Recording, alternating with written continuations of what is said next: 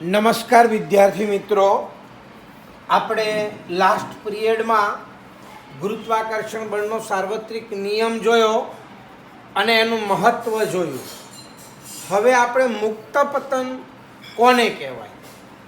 તો મુક્ત પતનનો અર્થ શું કે આપણે એક પથ્થર લીધો,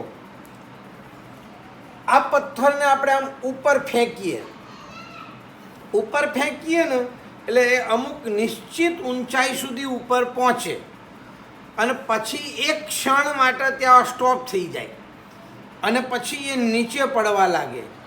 આ જે નીચે પડવા લાગે છે, યાદ રાખજો, આપણે એના ઉપર બળ નથી લગાડ્યું છતાંય નીચે આવે છે. તો આ ગુરુત્વાકર્ષણ બળની અસર હેઠળ દરેક પદાર્થને પૃથ્વી પોતાના તરફ આકર્ષે છે અને આ આકર્ષણ થવાના લીધે એ નીચે આવે છે. આ જે પદાર્થ નીચે આવે છે એ પદાર્થ મુક્ત પતન કરે છે એમ કહેવાય. મુક્ત એટલે કોઈ પણ પ્રકારનું બાહ્ય બળ આપ્યા સિવાય કોઈ પદાર્થને અમુક ઊંચાઈએથી મુક્ત કરવામાં આવે એટલે છોડી દેવામાં આવે ત્યારે એ પદાર્થ પૃથ્વીના માત્ર ગુરુત્વાકર્ષણ બળને લીધે એ કહેવાનો મતલબ નીચે તરફ એટલે અધો દિશામાં ગતિ કરે છે. આ ઘટનાને મુક્ત પતન કહે છે. યાદ રાખજો, મુક્ત પતન કરતો જે પદાર્થ છે એનો પ્રારંભિક સ્થિર અવસ્થામાં હોય એટલે એનો પ્રારંભિક વેગ એનો 0 હોય અને પછી દર સેકન્ડે એના વેગમાં વધારો થાય છે. યાદ રાખજો, આપણે ટાવર ઉપરની ટોચ ઉપરથી કોઈ પણ બળ આપ્યા વગર પદાર્થને છોડી દેવામાં આવે, ધાબા ઉપરથી પદાર્થને છોડી દેવામાં આવે તો એ નીચે આવે છે, આને મુક્ત પતન કરે છે એમ કહેવાય. તો મુક્ત પતન એટલે શું? તો કોઈ પણ પ્રકારનું બાહ્ય બળ આપ્યા સિવાય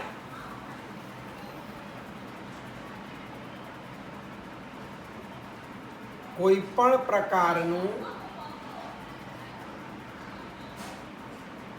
બાહ્ય બળ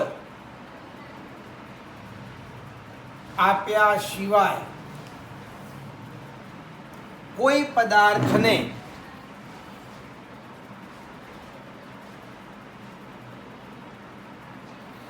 અમુક ઊંચાઈએથી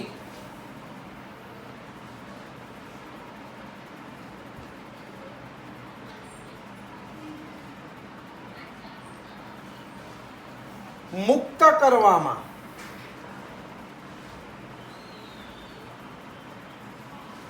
બીજા શબ્દોમાં કહેવું હોય તો છોડી દેવામાં આવે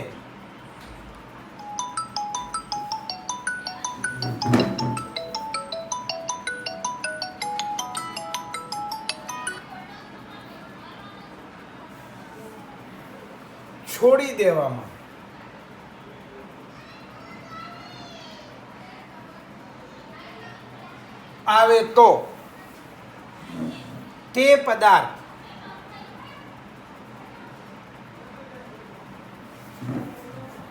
પૃથ્વીના માત્ર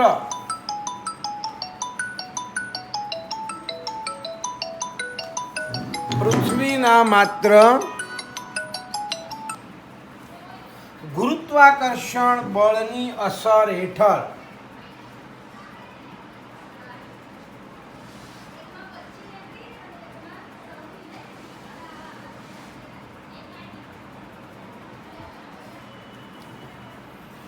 નીચે તરફ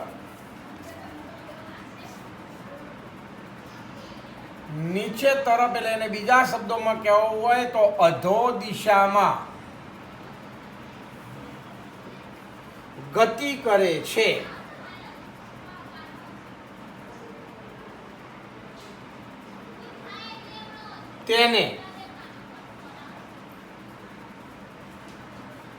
તે ઘટનાને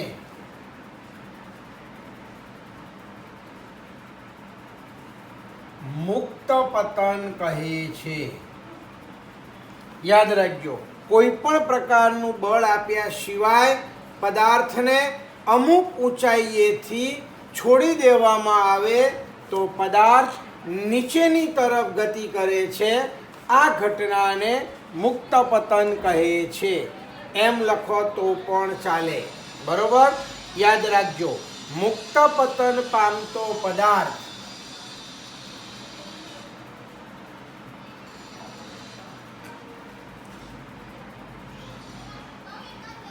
શરૂઆતમાં એટલે પ્રારંભમાં સ્થિર અવસ્થામાં હોય.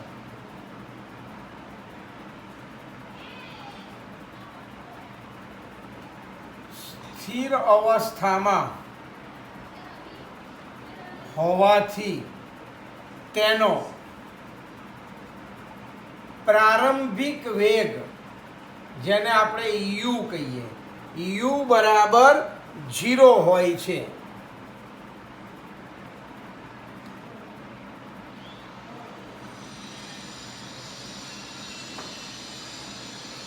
શૂન્ય હોય છે. એટલે એનો પ્રારંભિક વેગ શૂન્ય થાય. યાદ રાખજો, મુક્ત પતન પામતો પદાર્થ છે એ ગુરુત્વાકર્ષણ બળની અસર હેઠળ પ્રવેગિક ગતિ કરે છે.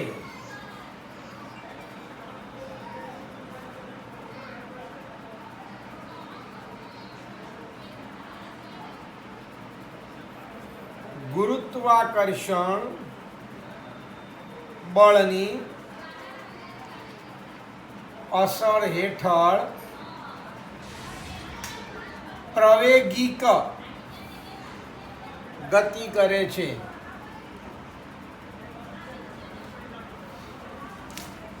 પ્રવેગિત ગતિ કરે છે એનો મતલબ શું?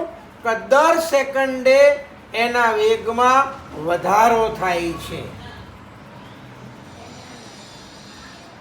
એટલે કે દર સેકન્ડે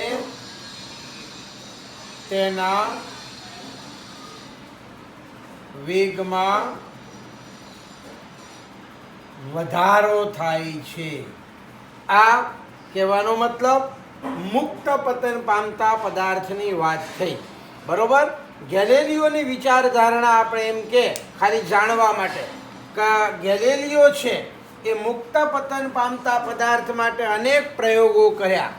એ ઇટાલીની અંદર પીસા છે, પીસા આના ઢળતા મિનારા છે, એના પરથી એને શું કર્યું તો જુદા જુદા દળના 2 પથ્થરો એને એક સાથે સૂટા મૂક્યા અને બતાવ્યું તો બંને પથ્થરો જમીન પર એક સાથે જ પડે છે. એક હલકો હોય, બીજો ભારે હોય તો પણ જો એના ઉપર ઘર્ષણ બળની અસર ના થાય તો બંને પદાર્થો એક સાથે જ નીચે પડે છે. એમ બરોબર? ઘર્ષણ બળની અસર થાય છે એટલા માટે હલકો પદાર્થ છે એ જમીન પર થોડો મોડો પડે છે. એને અને અવરોધ દૂર કરવા માટે મુક્ત પતન કરતા જે પદાર્થ છે એના અસમાન દળના પદાર્થો એક સરખા પ્રવેગથી જ નીચે જમીન પર પડે છે. યાદ રાખજો. એટલે મુક્ત પતન કરતા પદાર્થનો પ્રવેગ પદાર્થના દળ ઉપર કે આકાર ઉપર આધાર રાખતો નથી. આ યાદ રાખજો. ગેલેલિયોએ દર્શાવ્યું. અહીંયા ગેલેલિયોએ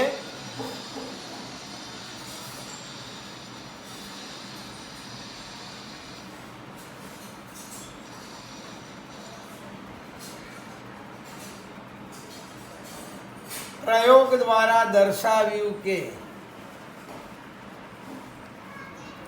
મુક્ત પતન કરતા પદાર્થનો પ્રવેગ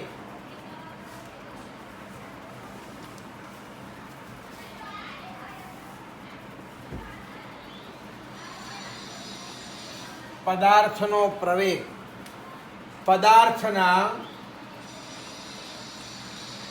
દળ કે આકાર પર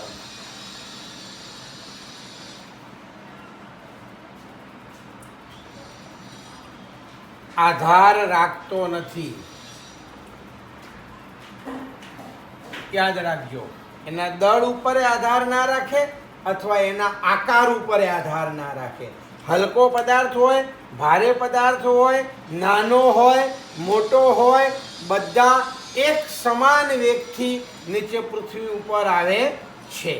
હવે એના માટે આપણે ગુરુત્વ પ્રવેગ જો જાણવાનો છે, તો ગુરુત્વીય પ્રવેગ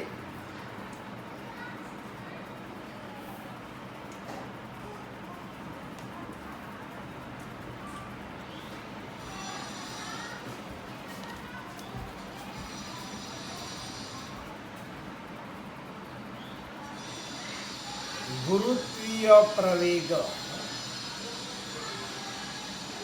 યાદ રાખજો કે જ્યારે પદાર્થને આપણે અમુક ઊંચાઈએથી મુક્ત પતન કરવામાં આવે છે ત્યારે પૃથ્વીના ગુરુત્વાકર્ષણ બળની અસર હેઠળ આ પદાર્થના વેગમાં વધારો થાય છે, પણ એની દિશા બદલાતી નથી. એટલે કહેવાનો મતલબ નીચે જ આવે છે. નીચે જ આવે છે એટલે પદાર્થ પ્રવેગી ગતિ કરે છે.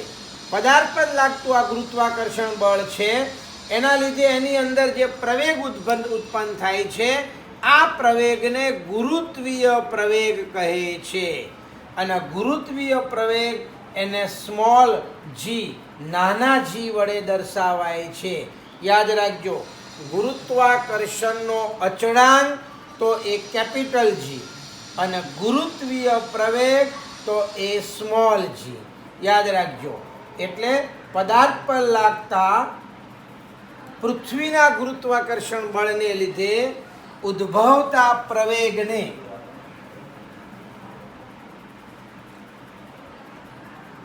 પદાર્થ પર લાગતા પૃથ્વીના ગુરુત્વાકર્ષણ બળને લીધે ઉદ્ભવતા પ્રવેગને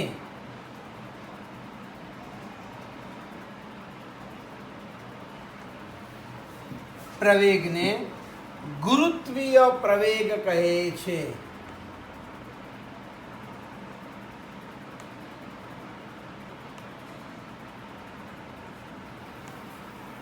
બરોબર. તેને સંકેતમાં સ્મોલ જી વડે દર્શાવાય છે. એને સ્મોલ જી વડે દર્શાવાય છે. અને એનો એસઆઈ એકમ જે પ્રવેગનો એકમ છે એ જેનો એસઆઈ એકમ, તેનો એસઆઈ એકમ મીટર પ્રતિ સેકન્ડ સ્ક્વેર છે. આ એનો એસઆઈ એકમ છે. હવે આપણે આ ગુરુત્વીય પ્રવેગ જી છે એના માટેનું આપણે સૂત્ર તારવવું હોય તો જી બરાબર શું થાય તો જોઈએ આપણે. તો અહીંયા સમજો તો આપણે જાણીએ છીએ કે મુક્ત પતન કરતા પદાર્થમાં ગુરુત્વાકર્ષણ બળને કારણે ગુરુત્વીય પ્રવેગ ઉત્પન્ન થાય છે. આ યાદ રાખજો. મુક્ત પતન પામતા પદાર્થમાં ગુરુત્વાકર્ષણ બળને કારણે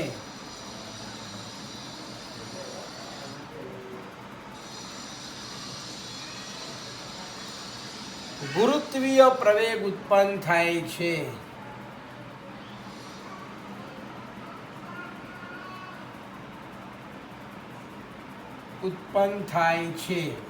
એનો મતલબ એટલે પદાર્થનું દળ એમ હોય તો ન્યૂટનના ગતિના બીજા નિયમ પરથી જો પદાર્થનું દળ એમ હોય તો ન્યૂટનના ગતિના બીજા નિયમ મુજબ અહીંયા F બરાબર ma એટલે દળ ગુણ્યા પ્રવેગ. અહીંયા પદાર્થનું દળ ગુણ્યા અહીંયા ગુરુત્વીય પ્રવેગ.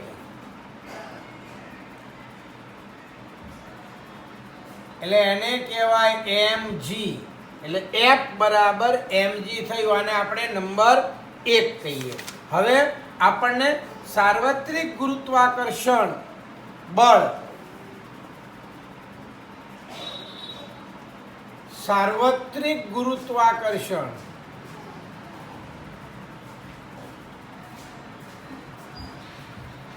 ના નિયમ મુજબ આપણને ખબર છે F બરાબર G capital M small m છેદમાં d સ્ક્વેર, આ આપણે પરિણામ 2 કહીએ.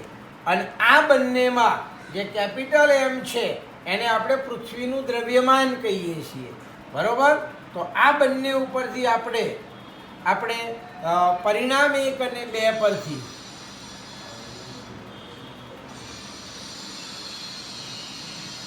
સરખાવતા અહીંયા સરખાવીએ તો અહીં આગળ mg આવ્યું અને અહીં આગળ g m સ્મોલ m છેદમાં d સ્ક્વેર આવ્યું. એટલે અહીંયા આ m ઉડી ગયા.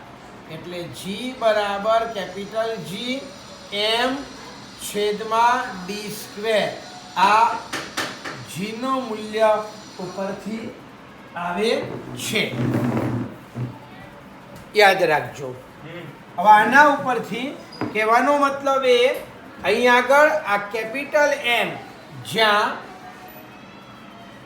કેપિટલ M બરાબર પૃથ્વીનું દળ છે, આ પૃથ્વીનું દળ કેપિટલ M એટલે આમાં પદાર્થના દળ ઉડી જાય છે 2 બાજુ. એટલે કહેવાનો મતલબ પદાર્થના દળનું આમાં આવતું નથી, બરોબર. એટલે ગુરુત્વીય પ્રવેગનો આધાર પદાર્થના દળ પર નથી, યાદ રાખજો. આ સૂત્રમાં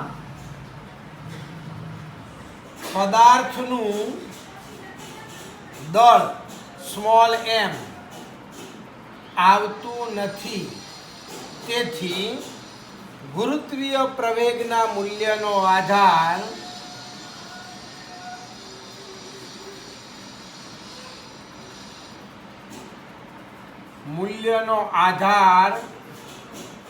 પદાર્થના દળ પર નથી, યાદ રાખજો. પદાર્થના દળ પર નથી, બરોબર. એટલે એનો આધાર આ d ઉપર, ડિસ્ટન્સ ઉપર છે. પૃથ્વી સંપૂર્ણ ગોળ નથી, એટલે આ સમજી લેજો. એટલે આ દળ પર નથી, આ ડિસ્ટન્સ ઉપર છે. હવે અહીંયા સમજો બીજો એક મુદ્દો. પૃથ્વી અહીંયા જે P ધ્રુવ છે ત્રિજ્યા અને વિષુવવૃત્ત છે, એટલે પૃથ્વીની ત્રિજ્યા ધ્રુવો પાસે ઓછી છે અને વિષુવવૃત્ત તરફ વધારે છે. તેથી ધ્રુવો પર ગુરુત્વીય પ્રવેગનું મૂલ્ય વિષુવવૃત્ત પરના ગુરુત્વીય પ્રવેગના મૂલ્ય કરતાં વધારે છે. કેમ? કારણ કે આ અંતર જેમ ઓછું એમ જીનું મૂલ્ય વધારે. એટલે ધ્રુવ ઉપર અંતર ઓછું એટલે ધ્રુવ ઉપર જીનું મૂલ્ય વધારે છે, અને વિષુવવૃત્ત ઉપર અંતર વધારે એટલે વિષુવવૃત્ત ઉપર જીનું મૂલ્ય ઓછું છે, યાદ રાખજો, બરોબર. આપણે વ્યવહારમાં પૃથ્વી ઉપર, પૃથ્વીના દરેક સ્થળ ઉપર જીનું મૂલ્ય અચળ લઈએ છીએ, અને આ જીનું મૂલ્ય કેટલું સ્વીકારવામાં આવ્યું છે? 9.8 મીટર પ્રતિ સેકન્ડ સ્ક્વેર, યાદ રાખજો. એટલે પૃથ્વીની સપાટી ઉપર આ જીનું મૂલ્ય મહત્તમ છે. પૃથ્વીની સપાટીની અંદર કેન્દ્ર તરફ જઈએ તો જીના મૂલ્યમાં ઘટાડો થાય, અને પૃથ્વીના ગુરુત્વીય પ્રવેગથી જેમ આપણે ઉપર જઈએ એમ જીના મૂલ્યમાં, કહેવાનો મતલબ એ ઉપર જેમ અંતર વધે એમ જીના મૂલ્યમાં ઘટાડો થાય છે.